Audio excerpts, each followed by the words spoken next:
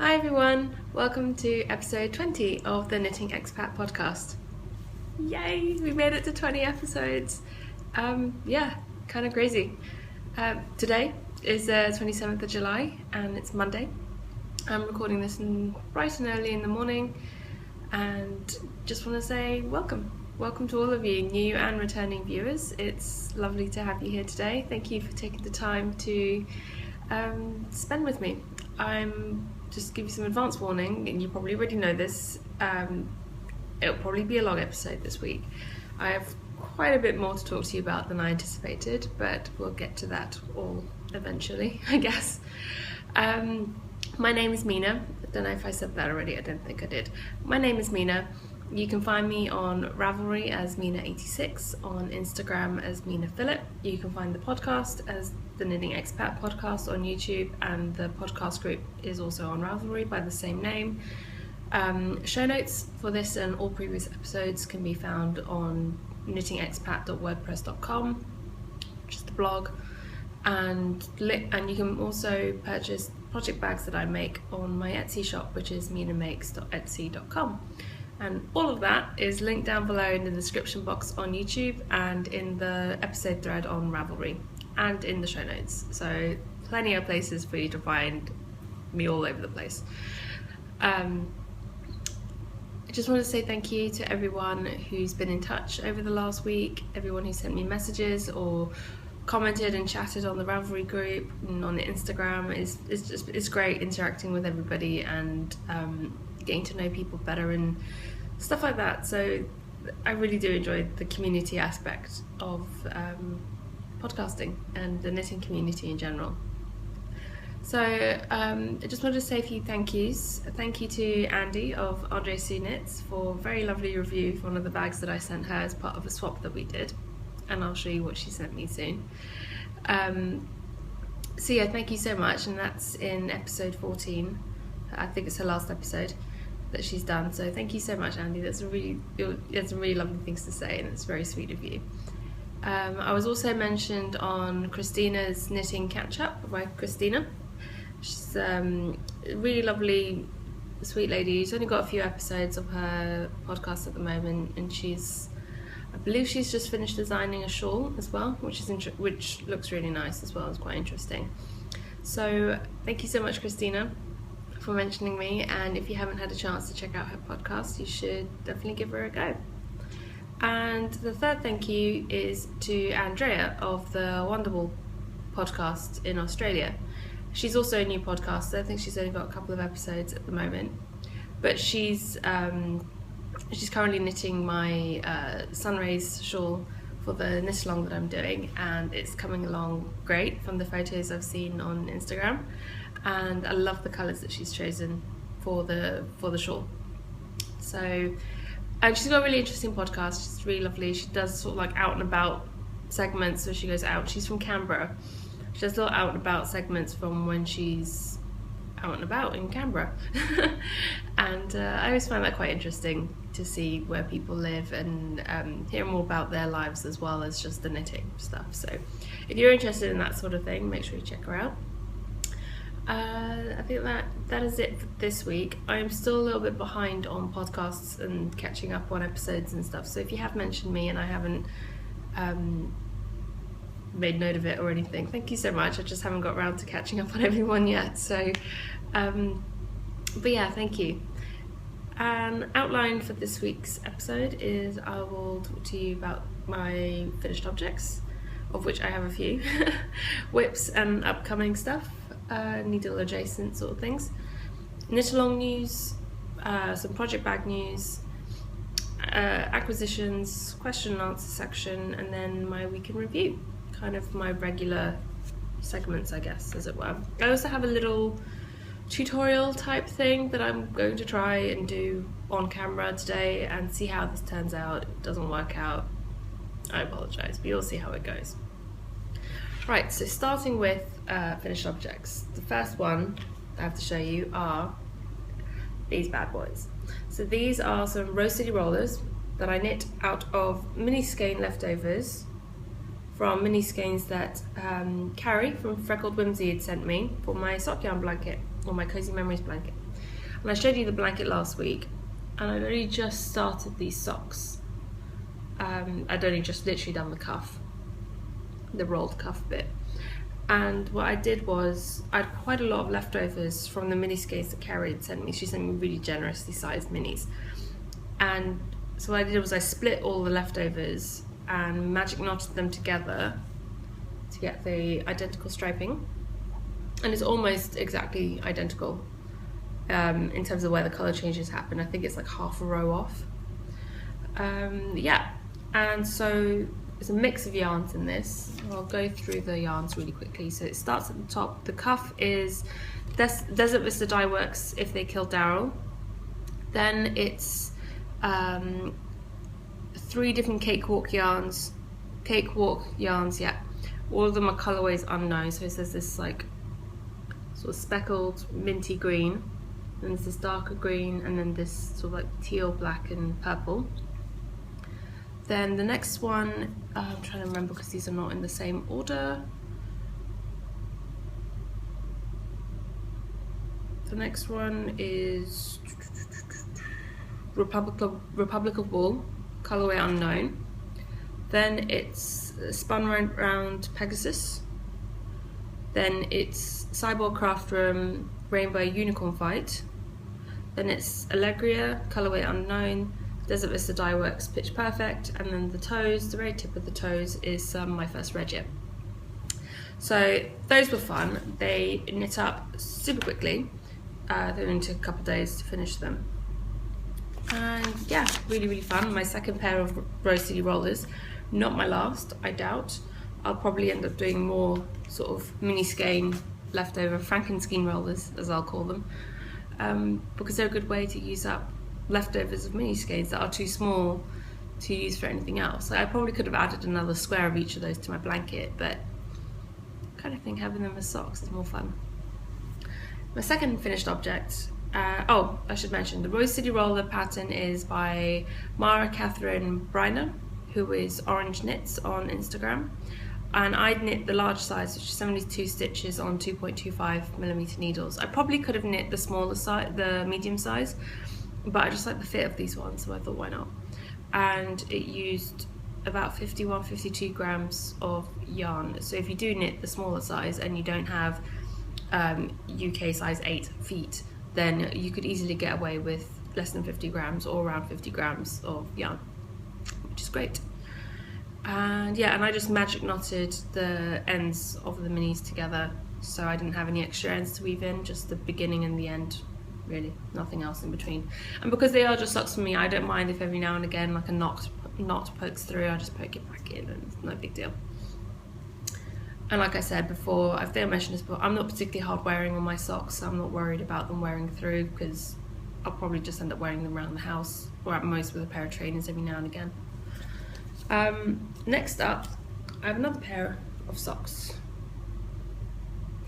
These are a pair that will be for a gift for one of my friends. I mentioned last week that I'm knitting socks for all of my friends this year, hopefully for Christmas, and this is using the Blueberry Waffles pattern. I don't know my arm, you might be able to see that it's quite a dark yarn, so it might not be. You can sort of see the broken rib pattern there. And then you can also see how the yarn looks on stockinette on the bottom of the foot. And this is the Lana Grossa Peak, that's the front. It's from their Peak range. And I didn't realise at the time when I ordered this, but I believe this is one of those like glow in the dark yarns, or at least reflective type of yarns. It's 80% wool, 20% polyamide. Yeah, they turned out great. They're nice and they're not the softest, but they're socks, so they're good and they're hard wearing. And for my friends, not that obviously I love my friends, but I don't imagine any of them are going to want to hand wash their socks. So I need to give them something that's easy care. And with this stuff, you know it's hard wearing and you know it will survive to wash without any trouble. Now, Blu-ray waffle pattern is a free pattern on Ravelry, and I knit those on 2.5mm needles. And yeah, oh, some other news. So these two pairs of socks now bring me to a grand total of, I have now knit this year so far 13 pairs of adult socks and 3 pairs of child size socks. And we haven't even finished July yet. Crazy, crazy, crazy. Definitely the year for socks. Yeah. So I'm quite excited about that actually. I'm looking forward to making more socks. I've already got another pair on the needles, which I'll come up to soon. But the next thing I want to talk to you guys about is something that I've already considered a finished object for a couple of months now, but it's now completely finished and all the finishing has been done. So it's my Persistence is Key cardigan. And those of you who follow me on Instagram will have seen yesterday that I finally added the zipper. So I wanted to talk a bit about that. I had a few people asking questions about it and all of that. So I thought I would talk about that a little bit now. So as you see, that's what the inside looks like. It's pretty neat. It's pretty secure, like it's not going anywhere. I mean, I could have gone in and tacked down the whole of the inside edge, but I just think that wouldn't have looked that neat, and I quite like the look of this at the moment. Now, the top of the zipper, obviously you have like this. So as I was going through and creating the loops, I'll explain that in a second, I kind of just tucked it down, sort of tacked that down as I was creating the loops to then seam it in, which just gives a neater finish at the top. And you can see that here. You can see that there. So I just folded down, and then as I was seaming in, I just kind of secured that bit down a little bit more. And the end of this zipper has like a bit of hard plastic at the end of it.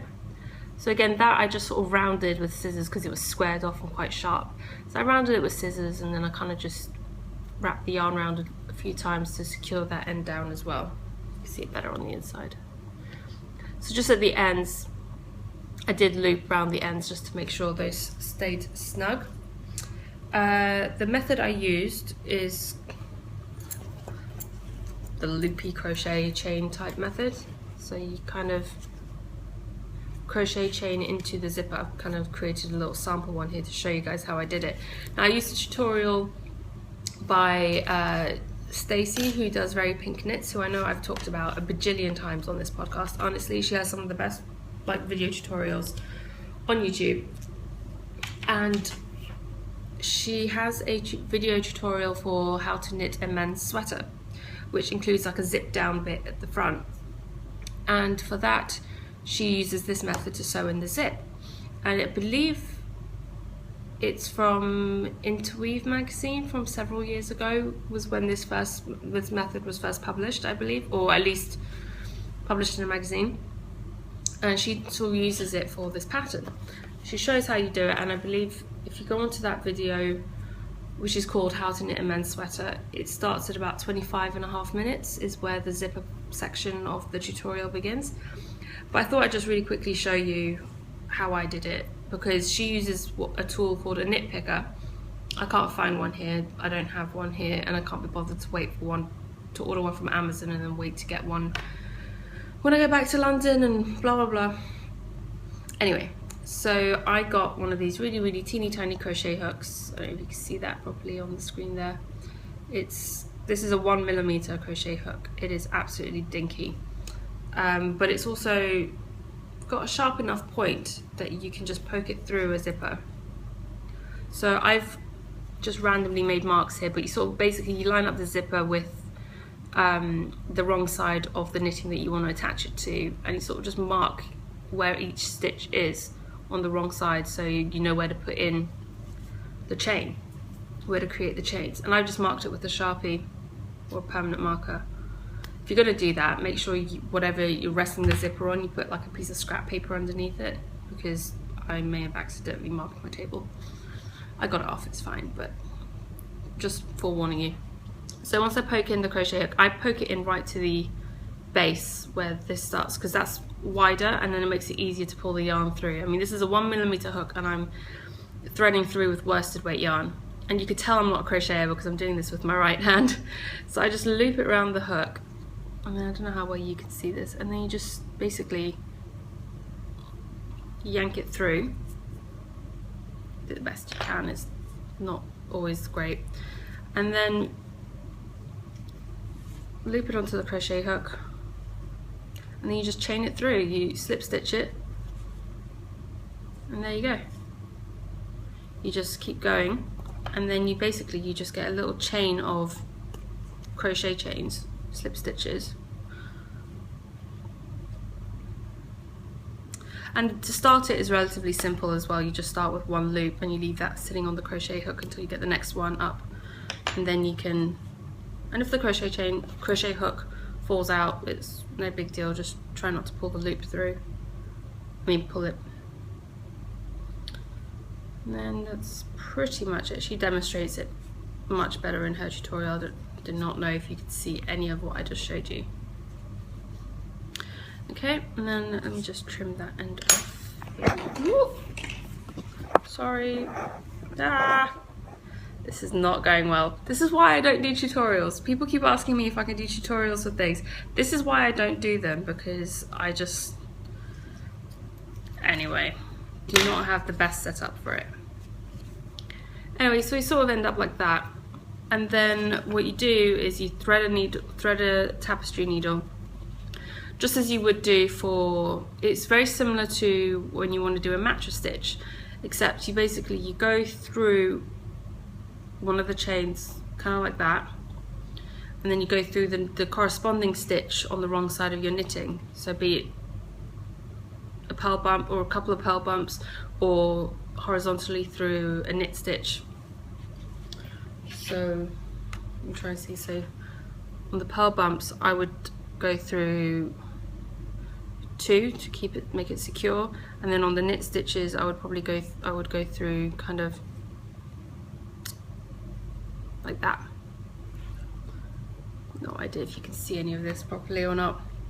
Apologies if this doesn't make any sense to you. Yeah, and then I sort of just go round and keep going, and that's basically how I did it. Like I said, her tutorial's much better. I will link it in my show notes, and you should definitely check it out if you're interested in adding a zipper to your work, to your knitting. I definitely really like the look of the zipper in my knitting. I think it's a lot neater than buttons, especially on a chunkier weight cardigan. I mean, this is a worsted weight cardigan, so it's quite heavy, and I just think buttons and buttonholes would sag and they wouldn't stay closed properly. I mean, at least that's my feeling with it anyway. And I think I will definitely be adding zippers more often in the future to my knitting.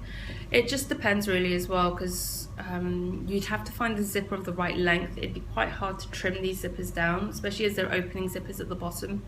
You can't cut the ends off, because then you won't be able to get the zipper back up. And you got the stopper at the top as well to stop the zip flying off the top. So you'd have to be able to make sure you could get a zip that's the right length. I got quite lucky. My mum was able to get this zipper from me from John Lewis, and it's the perfect size. John Lewis is like a department store in London that has a big haberdashery section, if you're not familiar with John Lewis.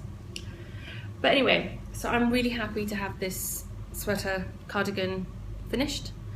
I'm probably going to take this to London when I go next, and I will give it to my mum, and then I'll get to use it whenever I'm visiting, because frankly, let's face it, she's going to get way more use out of it than I ever will. And so there's not much point in me hanging on to it. And with that, I thought I'd just do a little recap. I know I mentioned a couple weeks ago that I might be thinking about entering into Stash Dash, and I wasn't sure if I should or shouldn't, and I just sort of tallied up my total the other day, and I was like, you know what, I probably could. I probably will just about make it. I'm at 8,345 meters currently. And I figured I just need to finish my dad's sweater and maybe one other thing, maybe like a pair of socks or a few squares on my blanket, and I'll be over the 10,000 mark, because my dad's sweater is going to be quite a lot of meterage by the time it's done. So yeah, I'm hoping. And speaking about my dad's sweater, that's the next thing I want to talk to you guys about. So you recognise this bag? It's one of my bags that I've made, and my dad's sweater It is finally moving again. It was pretty much on hold most of last week until yesterday, where I picked it up again to start the sleeves. So that's how much I've done. The safety pins just mark my decreases, but that's where I picked up for the sleeve, and I've just done about 20 rows. And I'll just remind you, that's what it currently looks like. At its current measurements, it's too small for my dad, but this will grow with washing because it's superwash. And yeah, so that's what it currently looks like. The yarn is Drops Big Merino. So worsted weight yarn. It's 95 meters to 50 grams. Sorry, 75 meters to 50 grams. And it recommends a size 5mm needle, but I'm knitting the sweater on size 4mm needles because I like that it just gives a nicer, denser fabric. And I sort of washed and blocked on 5mm, and just came out, it was too airy for a sweater. So the reason why this was on hold was because after I did Perry's handbrake cowl and the hurricane hat for him last week, I wasn't going to have enough yarn to finish the sweater. And someone had mentioned to me that I may have wanted to alternate skeins just in case. So I waited until I put another order in with Love Knitting to get a few extra skeins, which came. And yes, obviously they are from a different dye lot, but they are pretty much identical. I mean, these two, you can see the labels are slightly different, but they're exactly the same colour. I did alternate skeins for the first 10-15 rows. There is zero difference between the yarns. Nothing that I can tell anyway. So I'm no longer alternating just because it was such a faff. Especially on sleeves, it's really, really annoying. So that's that. I'm hoping to at least have the first sleeve finished this week and the second sleeve started. If not, the whole thing finished. But I'm not going to overdo it, overstretch myself quite so much. But we will see. It depends how much knitting time I get between now and next time I film. Okay. I'll zip that up later. It seems to have like overstuffed it now. The next thing I have to show you is it's been upgraded to a larger bag. Whilst it still technically fit in the other one, it was definitely getting to a size where it needed a bit more space to breathe. Is my Viajante. Get this out. Let me see, that's grown. The marker is where I was last week, and you can see there's some definite pooling going on and flashing of colours, which, as you all probably know, I am not bothered by. I think it's quite fun. And then it's pooling again, but differently further up. And it's variegated yarn. It's an increasing size sort of cowl, shawl, round the neck thing. There's too many stitches for me to stretch it out completely at the moment. But you can see that stitch marker there is where I was last time. So you can see how much more I've done. And yeah, I'm really loving the colours. I'm loving how this is working up. It's really fun, really easy, mindless knitting. That's how much I've got left. I had 325 grams to start with. I need to get down to 70 grams before I start the border, and I've used 50 so far. So I'm now at 275 grams. Another 205 grams to go. So I figure if I can get through about 50 grams a week, then I will be done by the end of August, and it'll be ready for our trip to New York. And that way I won't be overstretching myself to try and knit too much on it, and then I'll still enjoy it that way. And it's good sort of mindless knitting. I don't have to think about it too much. So that's the Viajante, and I've done it again. I'm terrible at this. My dad's sweater is a top-down raglan recipe created by Susan B. Anderson for Spud and Chloe, and that's being knit on my 4mm high needles. My Viajante is patterned by Martina Bem, which you'll probably know. It's been knit out of Woolmized lace yarn in the Grapes for Sherry colourway, and that's been knit on 3.5mm needles, which is just, I can't remember the brand of these needles. It's a set that I got on sale when I was in Dubai. I think it's like Knitmate or something. I'm not sure. They work fine. Nothing special. Yeah, so that's that for those. If I've missed any information, or if there's something that I've not mentioned, just ask and I'll let you know. My next project is in one of my new project bags, which has my tag on it, my Mina Makes label. This one was going to go in the shop until I messed it up, so it's now my bag. Kind of messed up on the top stitching, and I didn't realise until I finished the bag, so it was too late to go back and fix it, and I didn't want to put it in the shop slightly wrong. So, and this is my pond socks by Barenville, and it's her barefoot sock, 400 meters in 100 grams, and it's the pond colorway. I've got it caked up into two 50-gram cakes, and I wound these cakes really loosely, so you can tell these things are massive. Usually my 100-gram cakes look like this, but these are two 50-gram cakes. And as you can see, I have one cuff. So I did 20 rows of 1x1 twisted rib. I really like the look of a twisted rib. I just think it looks really, really nice. And I'm loving how this colourway is knitting up as well. So I've done one cuff, and that's on DPNs on hold now until I knit the second cuff, and then I think I mentioned this before. What I do is I knit my cuffs separately, the ribbing, and then once I've done both sets of ribbing, I put them back on the same cable needle and knit them together. So these are my Knit Pro Symphony 2.25mm needles, and I now have the second cuff to cast on and knit before I can then carry on with the rest of the sock. There's a knit along going on in the Herbstblatt Regina podcast group. I now know how to say it, so thank you, Regina, for mentioning it in your last episode. So make sure you go join along. Check out Regina's podcast if you haven't already. Join the Pond Along. It's #PondAlong on Instagram. And yeah, and this is, I thought I'd probably better explain as well. This is one of my wide sock wedge bags. So it's as wide as one of my medium bags, but it's the same height as my sock bags. And this is perfect for 2 at a time sock knitting.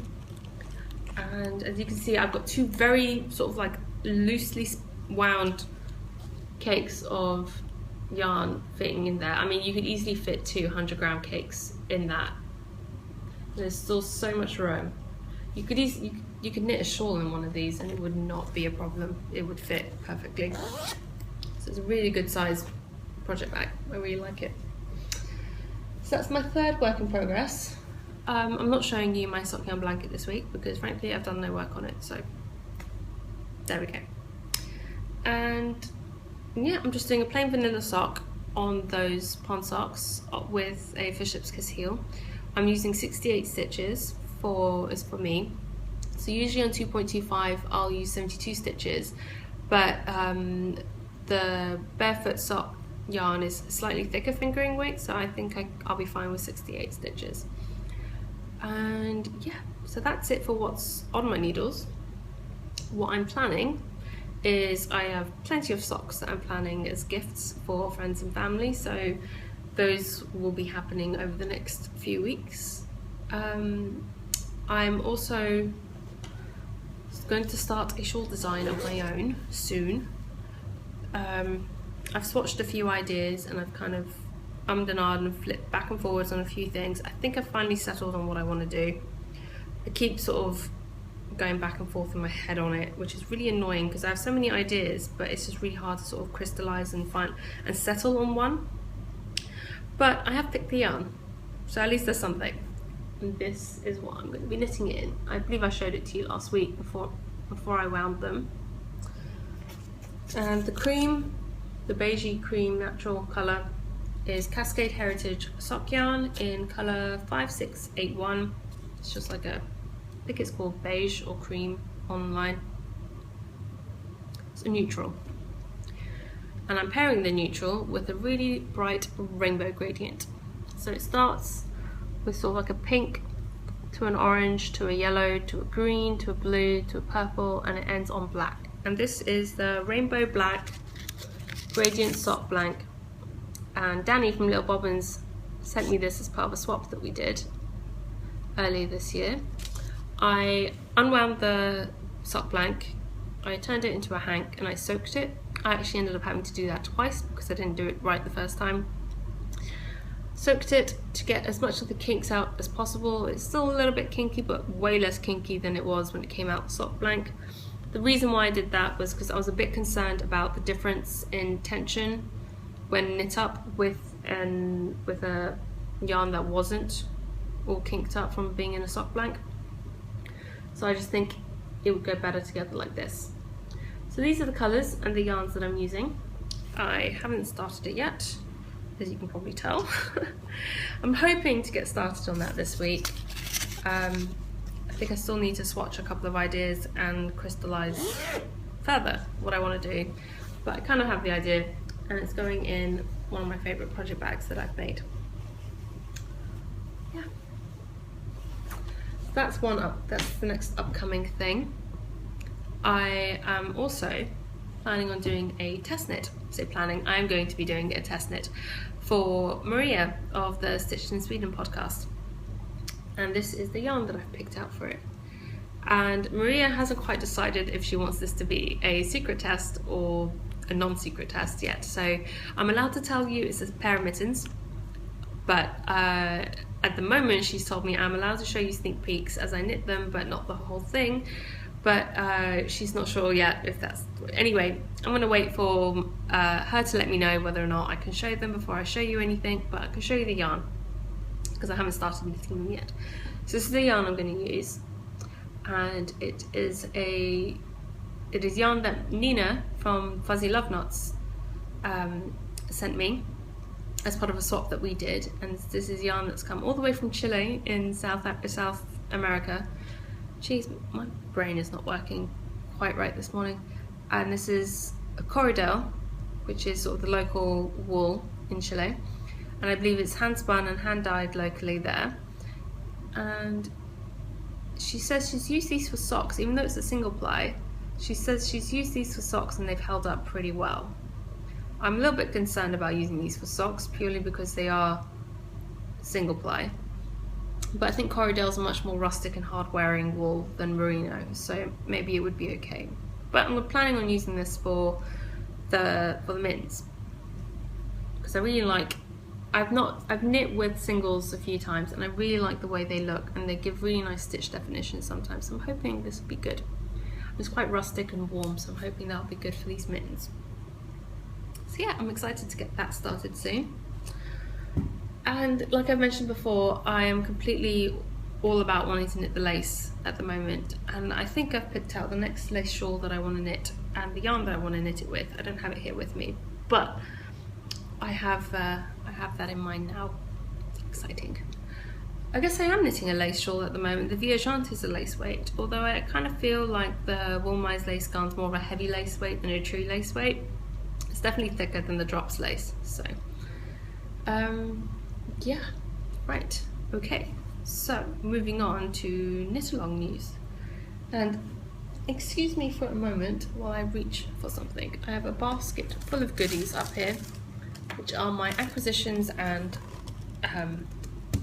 knit along prize stuff that I have to share with you. So the first knit along is for the Sunrays cowl. So it's the Sunrays shawl knit along, which is for the shawl that I designed, and this is it. This is the shawl. There we go. I figured I hadn't shown it to you guys in a few weeks, so I'd show it again on the podcast. And you can see it better there. And the prizes for this knit along are: one is a project bag made by me. You can either pick one from my shop or contact me and I'll figure out what I have in stock fabric wise and I can whip one up for you. And then we have one prize, which is this yarn, which is by the Natural Dye Studio. It's Peacock 3 colorway. It's a merino bamboo 4-ply sock yarn, 400 yards and 100 grams. And another is a skein of the Fiery Sunset colorway, 75% superwash merino, 20% nylon and 5% gold stellina.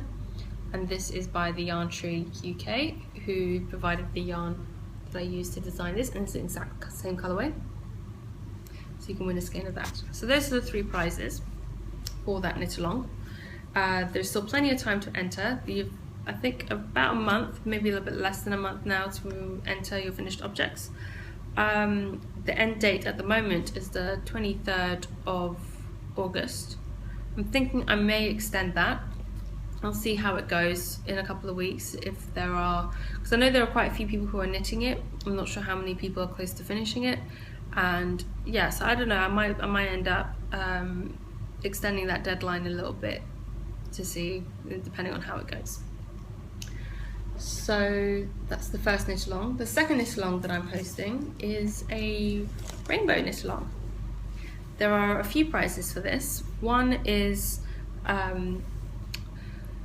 Caroline from the Zazu podcast, and she's Woolbox on Instagram and Ravelry, I think, and she has the Zazu Yarns Etsy shop, and she's offered a skein of yarn from her shop to the winner's choice, basically, from her shop. So when we draw the winners, whoever wins that prize, I'll put you in touch with Caroline, and you can pick which skein of yarn you want, and she will send it to you from her shop. So make sure you go check out her Etsy shop. She has some really lovely yarns in there. And the next prize, which has reached me, has been donated by the lovely Georgina from the You Who Knits podcast. And she does some really lovely self-striping yarns and variegated yarns. And she sent me a prize. And she also sent like a little bonus prize to go with it. So the prize that she sent is a skein of this loveliness, which is a self-striping rainbow yarn it's basically thick blue stripes with smaller rainbow stripes throughout, and it's called Rainbow Dash. So it is based off of the My Little Pony character. It's approximately 115 grams, 389 meters, 426 yards. It's 80% superwash merino, 20% nylon, and it's a 3-ply. So it's very generous sized skein, really sort of thick, plump yarn, very squishy, and this is in her Irish Fairy Tree base. Really, really soft. And she sent along a DPN cozy in rainbow fabric to go with it as part of the prize. So thank you so much, Georgina. So that will be one of the prizes. I haven't fully decided how I'm going to divvy up all the prizes yet and how many sort of actual prize packages there are going to be. I'm still waiting on a couple of things to come in, and I think once everything's in, then I'll sort of figure that out. Another prize is a project bag by me, and I decided to do a rather special project bag for this one rather than just any from my shop. So I made up a rainbow project bag. This is all pieced, the different colours. The only problem, I didn't have any orange, so pink will have to do. And it's the same on the back. And this is one of my large size bags, so this is one of the larger ones that I make. So this would be good for like a colour work project or a really large project, a cardigan. You could probably fit a sweater in one of these. I mean, the sweater bag I've got my dad's sweater in at the moment is the same size as one of these bags. So really good size, and it's got a nice wide gusset at the bottom. So yeah, really, really lovely price. And I actually have enough fabric for 2 more of these. So what I've done is, one's going to be for me because I want a rainbow bag, and the other one will probably go into the shop at some point soon, I imagine, I hope. But it's going to be a one-off. I don't think I'll be doing more of these bags. But we will see. Maybe I will. So that's another prize. And that's it for my Rainbow Knit Along and Sunrays Knit Along news at the moment. I am expecting, I think, a couple more things. Am I expecting a couple more things? I'm expecting one more thing. And obviously we have the hat patterns by Celine, who I mentioned last week, and so she's offering 3 of her hat patterns as a prize. So I'll probably divvy that up as well over as part of different prize packages. And I think I'm expecting one more thing in the mail as part of the prize packages. So once that's come in, I'll kind of figure out how I'm going to do it. I have a feeling in my head, kind of the way I'm thinking about it, there's going to be 3 main prizes, and I'll kind of figure that out, like I said, once everything's come in and I've had a chance to think about it. But speaking about Celine, she very kindly, after having seen my last episode, I imagine, gifted me 2 of her hat patterns, the 2 that I mentioned in the podcast, the 16 cable hat. Sorry, my printouts aren't that great. The printer's being a bit funny. So that's the 16 cable hat pattern, and the Arabelle hat, which looks like a lot of fun as well. So I'm really looking forward to knitting those up at some point. Thank you so much, Celine, that was so sweet of you. And she is Cersei Bells B, I believe, on Instagram and Ravelry. So thank you so much, Celine, that's very sweet of you. And then project bags.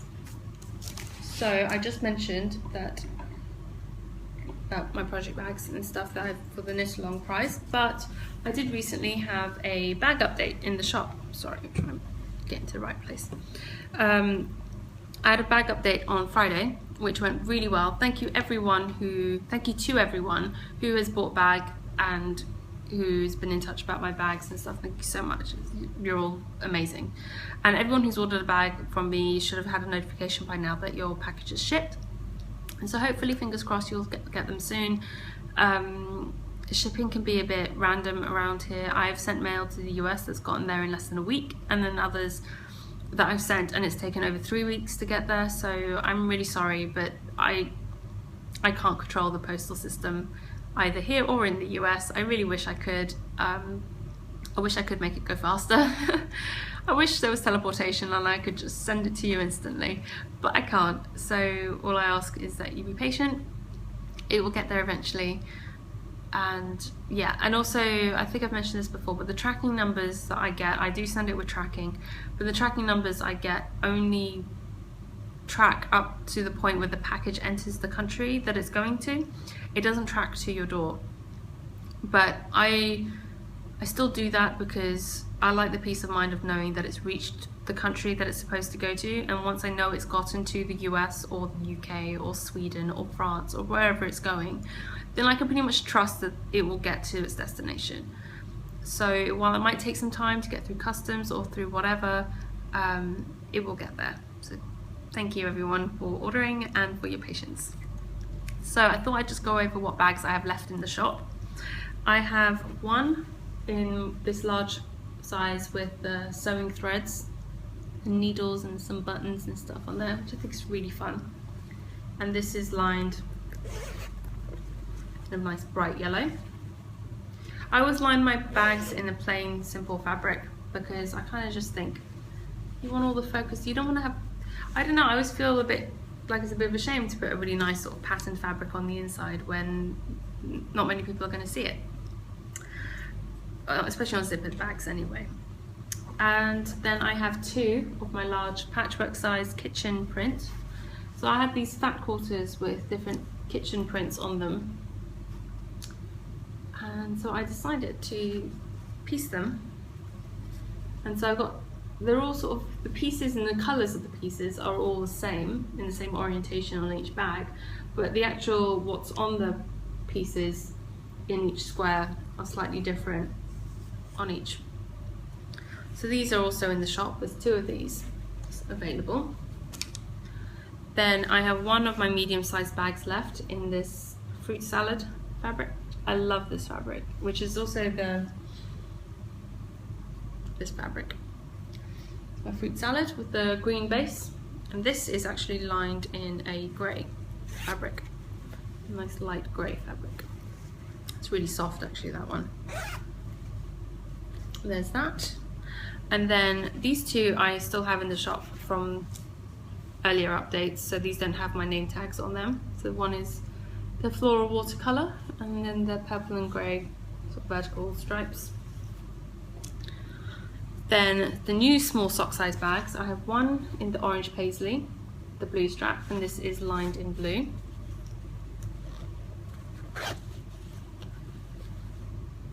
Really nice blue, I like that. And this is a very good sock size project bag, or for a hat, or any sort of small project. And this fits perfectly in most sort of medium-sized handbags as well, so it's perfect for on-the-go knitting. Then another fruit salad. Again, these straps are all well-sized, and I've got large hands, so I always figure if it fits around my hand comfortably, gets through my hand without much hassle, guaranteed about 95% of the population of this world will not have a problem getting their hands through one of these. So, and then I have several in more neutral fabrics. This is a blue and grey, grey with white sort of pinstripes. And then I've got a horizontal purple and grey, which I really like. So these are all still available in the shop. So thank you to everyone who has purchased the bag so far, and to those of you who have been in touch with me about them and all of that. Thank you. There will be more bags coming to the shop over the next few weeks, hopefully. And yeah, so thank you.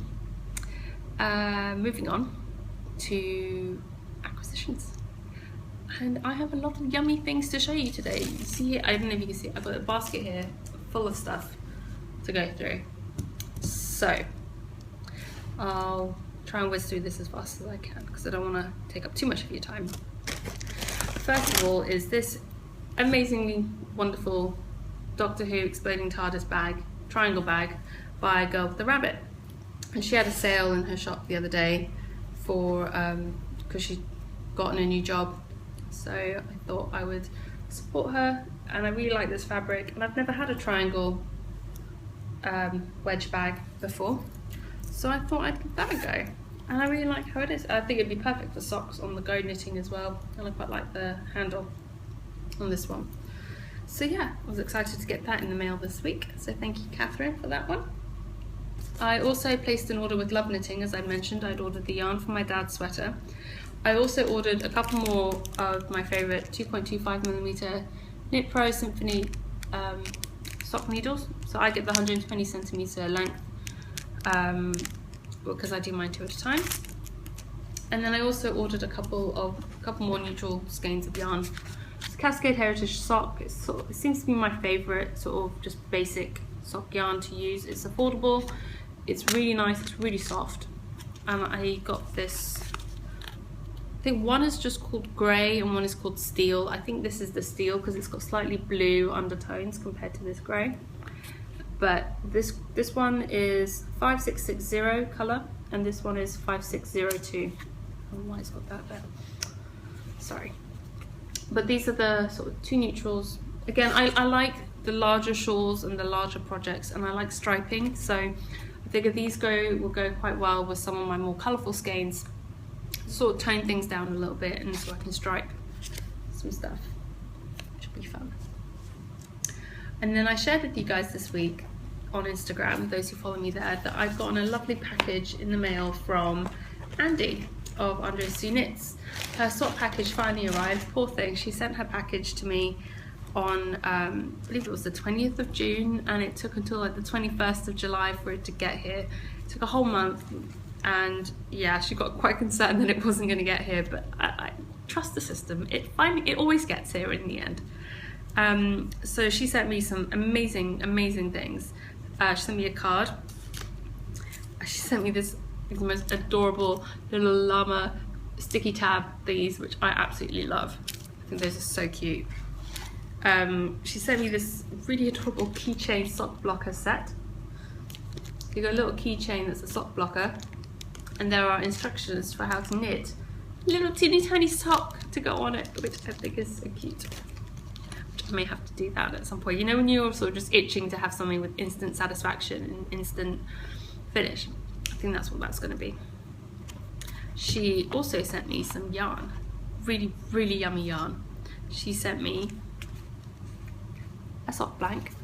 And we talked about this before. She sort of asked me what colours I wanted and stuff. And I asked for a sort of purple gradient sock blank. And boy, did she deliver. How awesome is that? So you got really deep dark purple at one end, gradiates through lighter purples, so like lilacs, to a slight sort of like pinky purple, and then to a lighter grey, and it ends with the grey at this end, which is just perfect. I love these colours. I love the sock blank. I think she did an amazing job. It's so soft, it's really nice. This is her 75% merino, 25% nylon, and it's 460 yards in 100 grams, which is like super generous. Incredibly generous skein, blank. And then she also sent me this skein of gorgeousness. Oh, I just want to sit here and smush it against my face all day. It is beautiful. I love these colours. I love oranges and blues. I think I've gone on about my love of oranges and blues. And this is her 75% superwash BFL, 20% silk, and 10% cashmere. I mean, talk about decadence. These will be the most squishy and soft socks ever. And yes, this probably will become socks, because everyone needs a bit of luxury for their feet once in a while. Yeah, I'm really looking forward to knitting with this. So, and on top of all that gorgeousness, she sent me 5 of her beautiful little mini skeins. How pretty are those? So these will be heading straight for my blanket. And yeah, so these are just her 80% superwash merino, 20% nylon. They're about 25 yards each, about 6 grams, which is just perfect for my sock yarn blanket, Cozy Memories blanket. And then she sent me this little box, which has a little label on it. It says koi fish. And I was like, what does that mean? Well, she sent me koi fish in a tiny little box. Then I opened it. She sent me some amazingly beautiful stitch markers that are little koi fish. Let's see if I can take them out and show you. There are 3 different ones. So there's 2 of these. I don't know how well you can see that. 2 of these sort of red ones. There's 2 of these orange ones. And there's 1 white one with a red dot. So I think those are beautiful. Thank you so much, Andy. You seriously spoiled me. And yeah, beautiful. Can't wait to get to use all of these at some point soon. So really, really excited about it. And the next thing that came in the mail arrived in this beautiful packaging. How awesome is this envelope? And in here was some amazing awesomeness. I'm gonna get that out all in one go. Yep, I got me some Felici, Knit Picks Felici. I've got 2 skeins of each. I'm just not going to take out the other ones. Where was it? Someone had posted in the Rainbow Cow that they were knitting up some socks in Knit Picks Felici. I think it was Z from Noodle Knits, and she had the Time Traveller colourway, I believe. And Felici's back in stock with Knit Picks at the moment. I don't know why they took it out, but anyway, all that aside, it's now back for a limited time. And I was like, oh, you know, I really like, everyone goes on about how soft their Felici yarn is and how great it is for socks and blah blah blah, and I've never had a chance to use it because A, it's discontinued, and B, I don't live in the US or anywhere that Knit Picks actually posts to. I've never been able to order it. So I sort of commented on the group thread that, oh, you know, I can't get hold of Felici, I really wish I could, I really want to try it out. And the very, very lovely Sharon who I don't know if you mind me mentioning, so I'm not going to mention your Ravelry name, but Sharon, thank you so much. She sent me a message saying that she could order it for me and post it to me in exchange for me sending her one of my project bags. So I was like, okay, yes, thank you so much. And yes, so she ordered me 3 of the colorways. So I got the Countess, which is the purple, Mosaic, which is this one, and the Highland, which is the lovely green one. And they are so soft. It is unbelievable how soft this stuff is.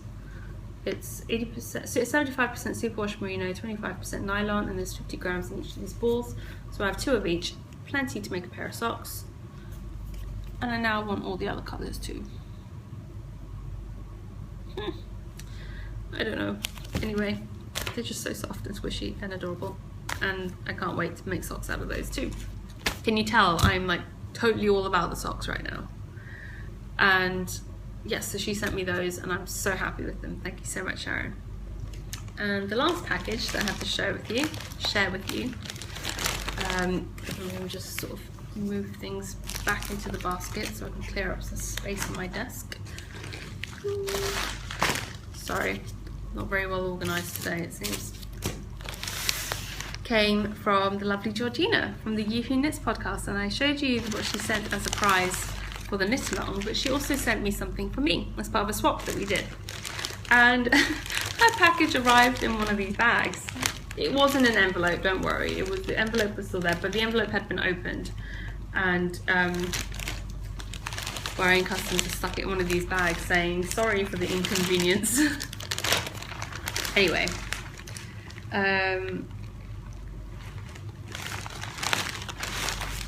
yeah, well, at least they apologised. And she sent me a lovely card, and she sent me some lovely like coffee and some teas to try, which I'm looking forward to having a go at.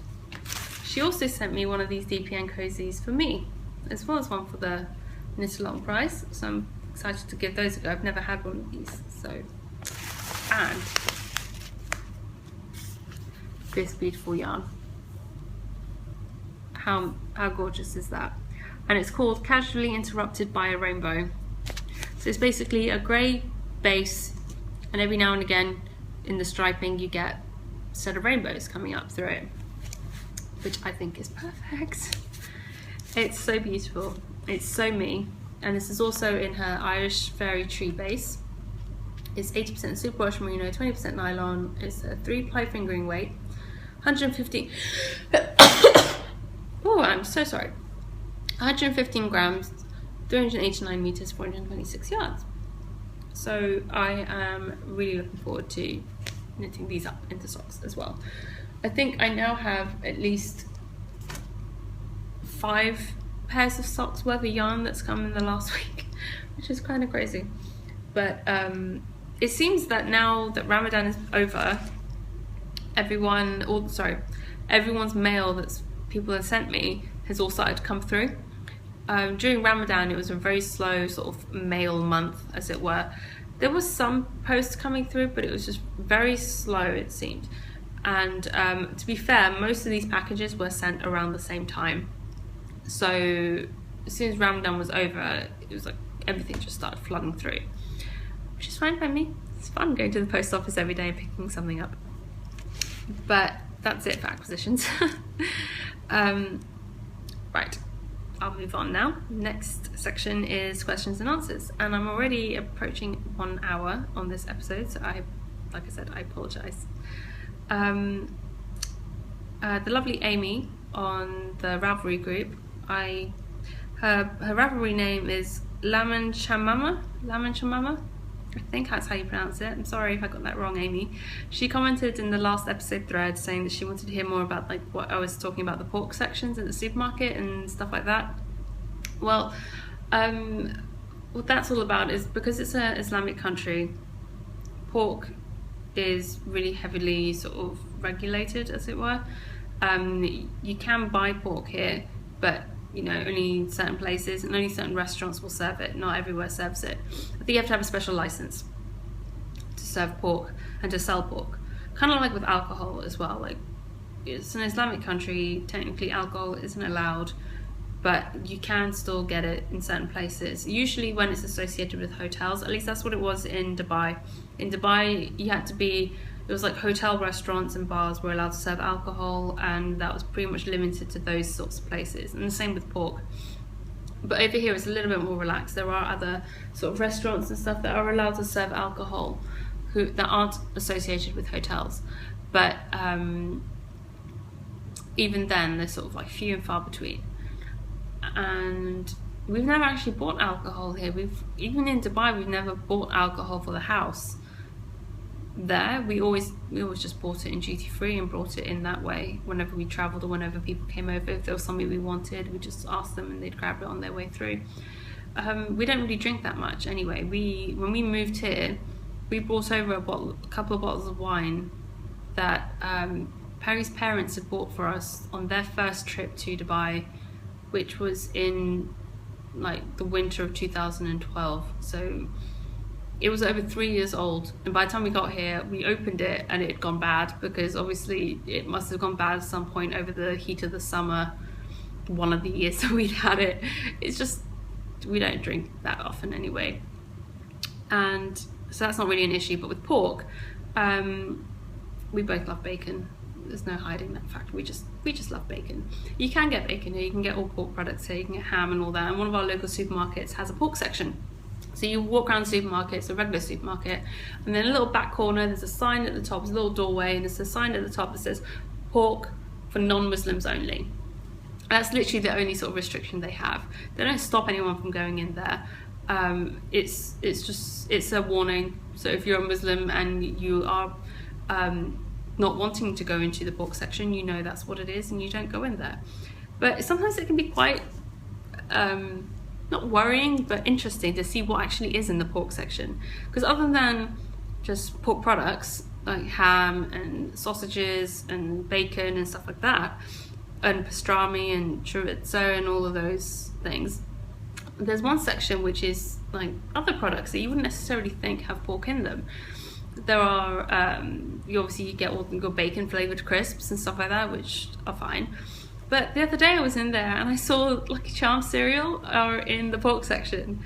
So yeah, the Lucky Charms cereal apparently has pork gelatin in it, which is why it's in the pork section and not in the cereal aisle of the supermarket. Fun fact for you there. Occasionally I've seen Pop-Tarts in the pork section at the supermarket. And there are some other things as well, which is occasionally pops up and you're just like, oh, never would have thought of that as having pork in it, but okay. That's pretty much it really. It's nothing too strange, I guess. I mean, the only real thing is because it is so regulated, it is all imported, obviously. There are no pork products produced in the Middle East.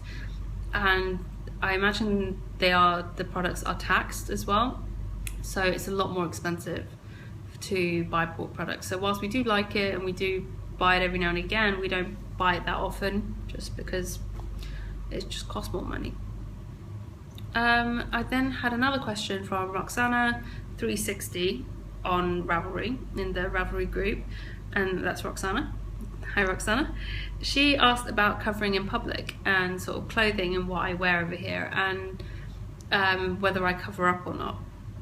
I don't cover up the way I do when I have to go to Saudi Arabia or to Iran.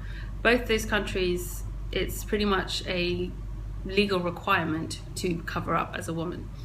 In Saudi Arabia, it's basically, like I said, yeah, it's law, it's legal requirement to do that. Over here it's not, and in Dubai and the UAE it's not a legal requirement to be covered up, or even in other Middle East countries it's not a legal requirement to be covered up. But what I always suggest to people, and I've had people ask me before they came out to visit us in Dubai about the dress code and stuff like that. So honestly, you wear what you wear anyway. You just need to be a bit more mindful of the culture where you're going and being a little bit more respectful of that. So my general rule is, if I'm wearing like a tank top or a top that's showing a bit more skin on top, I try to wear either trousers or like longer shorts. Like I don't wear shorts I wear sort of like knee length shorts, maybe like board short style or something. Or if I'm wearing like a t-shirt like I'm wearing now, I'd feel more comfortable wearing shorts. I don't wear short shorts like hot pants style. I just don't. They don't suit me. I don't like them. So when I say shorts, I mean sort of like mid-thigh length shorts on me. Or if I'm wearing a dress and it's like a strappy dress or it's a little bit more open on top, I'll take a shawl with me or a cardigan or something, because frankly, it's more because I'll probably get cold if I'm inside somewhere than being like concerned about other people looking at me. There are definitely more people here who are covered than in the UAE, but that's just because that's just the way the mix of the population is over here. I've never felt uncomfortable not being covered, if that makes sense, in the Middle East. There have been occasions where I felt uncomfortable and suddenly felt like, okay, well maybe I shouldn't have worn this dress, or maybe I should have worn a cardigan with this outfit or something. No one's ever said anything about my outfits or ever sort of commented that I wasn't dressed appropriately, ever. The only time that's ever happened to me is when I've gone to get government stuff sorted, like get a medical test done or go get something processed. And those sort of places do have stricter guidelines, like you have to have your shoulders covered and your knees covered. Those are the things. And I've been turned away before because my dress has been just shy of my knees, lengthwise. And it's the most ridiculous thing. And the problem is that dress would be perfectly fine on most people, but because I am taller than the average woman, it's just too short on me. So I had to go home and change and go back again. That's happened a couple of times. It's frustrating, but it's just one of those things. It's the way they do things over there, and you just got to respect that. And she was saying she was worried about, her husband works in the region a lot, and she previously not wanted to come because she was worried about like the dress code. Honestly, don't worry about the dress code. I doubt you're planning on walking around half naked anyway, so I think you'll be fine. My general thinking is, what you wear at home or what you wear when you're in your home country is probably fine for when you come out here. Unless you're one of those people who walks around in short shorts and like really skimpy tank tops and barely there clothes, you'll be fine. Unless you're wearing like that, it's generally most things go.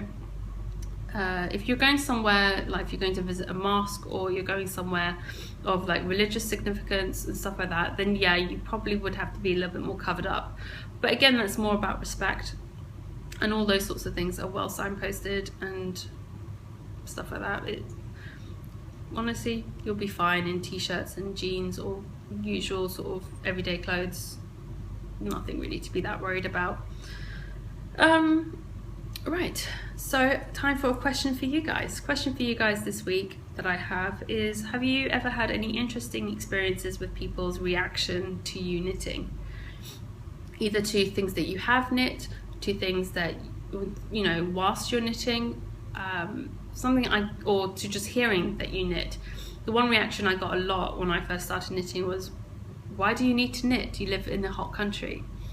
Which I always found quite interesting, because yeah, I live in a hot country, but even hot countries do get cold at some point in the year. It may not be for very long. It may only be for 3 weeks of the year, but it does get a bit cold.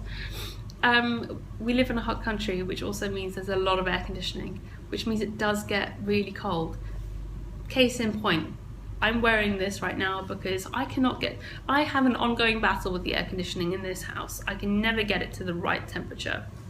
It's either too hot or too cold, and it never stays perfect. Don't even get me started on the air conditioning. But the fact is, it does get cold sometimes, so knitting is actually really useful. I may not get as much use out of it as someone who lives in northern Canada or Alaska, but I do get use out of my knitting, so that's what I have to say about that. So what have you guys had any sort of interesting reactions or comments from people about your knitting, either in public or people that you know, strangers, all sorts? I'll be interested to hear your thoughts on that one. And just quickly go through my week in review. So since the last time I spoke to you guys, Perry came back home, which is really lovely. So nice to have him back. We went out for breakfast the day after he got back, which I think I posted a photo on Instagram, and loads of you commented that it was nice to see that he was back and all that, and so that's really sweet. But after breakfast, we went to get into the car to go home, and the car wouldn't start. So yeah, it turns out the battery had given out. And so we had to wait for a rescue car to come. They sort of jump started the car. We got it to the garage, they replaced the battery, and we were off. But it did take quite a while. So that's actually when I got a lot of knitting done on my Rose City roller socks, was during that whole escapade. We basically hung out at home for most of last week. He was off work for the rest of the week after we got back, which was lovely. I got a lot of sewing done. I got my shop update done. Finally got my lights fixed in my craft room. The problem is, it was just the light bulbs were out and needed to be replaced, but we don't have a ladder, so I have to wait for the maintenance guy to come and fix it, because I don't know if you can tell, but we have really high ceilings. Our ceilings are at least about like 10 feet tall, so there is no way I'm getting up to that to be able to change the light bulb on the light in the ceiling. So finally the maintenance guy came around the other day and fixed that, which was great. We did make it to the cinema during last week. We went to see the new Terminator film, which I quite liked. But this is another thing about life in the Middle East that took a bit of getting used to when we first moved out here, was people's idea of what's an appropriate film for children. Even though films have ratings and whatever, it just seems that people don't really pay much attention to that over here. We went to see the new Terminator film. Over here it's rated a PG-15, which, if you're not familiar with the PG-15 ratings, it means it's a 15 film, so you have to be over the age of 15 to see it, unless you're accompanied by an adult. In which case you can go if you're under the age of 15. But that kind of means to me that, you know, if you've got a child who's like 12 or 13 and is interested in the films, and you think that that it would be okay for your child to go see it, that you will take them to the movie. We went to see the Terminator film, and there were no fewer than 4 babies in that screening. 4 babies, and by babies I mean under the age of 1. Like actual babies that had to be held. One of them started screaming before the film even started, and me and Perry just looked at each other and were just like, really? Really? Why would you bring your baby to the movies? Like, why? Beyond the fact that it is the most inappropriate film for a child, the sound, the level of the volume in a cinema is really, really bad for young babies and like young children in general. Like, it's pretty bad for adults, but it's even worse for children. And you see it all the time. You see it all the time in films. People bring their babies in, and that's something that I still find completely alien to me, that I don't understand why you would do that. Surely you could get a babysitter or someone to look after your child if you really want to go to the movies that badly. Anyway, rant over about that one. The boys are fine. They've not shown up at all today. They seem to be off sleeping somewhere. Hugo's been really funny since Perry's been back. Last night we were just going to sleep. We were just falling asleep, and then Perry turns around and is just like, seriously? And I was like, what happened? And he was like, look. So I turned the light on, and what Hugo had done was he'd gone onto the bed and basically shoved Perry's head off the pillow and taken over his pillow. So Perry was left with the tiniest corner of his pillow for his head to rest on, while Hugo had taken up the rest of it and decided that was where he wanted to sleep. That's been like the second time now that's happened, so poor Perry has not been gaining very good sleep recently, and because of Hugo. And then this morning Perry was getting ready to go to work, and what we've done is we've moved his desk into one of the spare rooms upstairs, so when he studies and things he can close the door and keep the cats out, so he can just have some peace and quiet to work on it, to work on his assignments and stuff. And he was in there this morning just getting his work things together, and as soon as he closed the door to go in, Derek was sat outside the door and he was just meowing, just like meow, meow, constantly for about 2 minutes. He just sat there wailing, properly wailing. He does not like it when you go into a room and you close the door and he's not allowed to go in. Hugo doesn't like it either, but Derek is really vocal about it. It's really quite cute as well, because they do really love hanging out with Perry, especially with, I don't know what it is. They are not lap cats. They do not like to sit on your lap. But Hugo loves to sit on Perry's lap when he's at his desk. He just likes to pick the most inconvenient time to do it. But anyway, that's a little bit of news about the boys. I do need to go to the market, the fabric market, this week at some point to get more zips. So that'll be fun. It's really hot at the moment. And yeah, that's about it really. I think that's all I have for you guys today. Thank you so much for stopping by and spending time with me. It's been quite a long one today. Thank you for bearing with me. And I don't think I've mentioned, this shawl is the Filtering Daylight by Suvi Samola, which I made a few months ago, and I showed a few episodes back. And it's really nice, it's warm, it's knit out of Quince & Company Chickadee, which is their sport weight, and it's in the Frank's Plum colourway, which is the purple, and Frost is the contrast for the border, which I really like. And it's perfectly light and squishy and warm. I really like this yarn.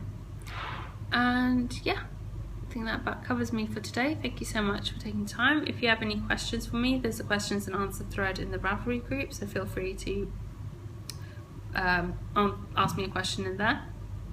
And yeah, just come join in the conversation. Come join one of the knit-alongs or both knit-alongs. And yeah, so hopefully I'll see you guys over in the Ravelry group and on Instagram. So thank you so much, and see you next week. Bye.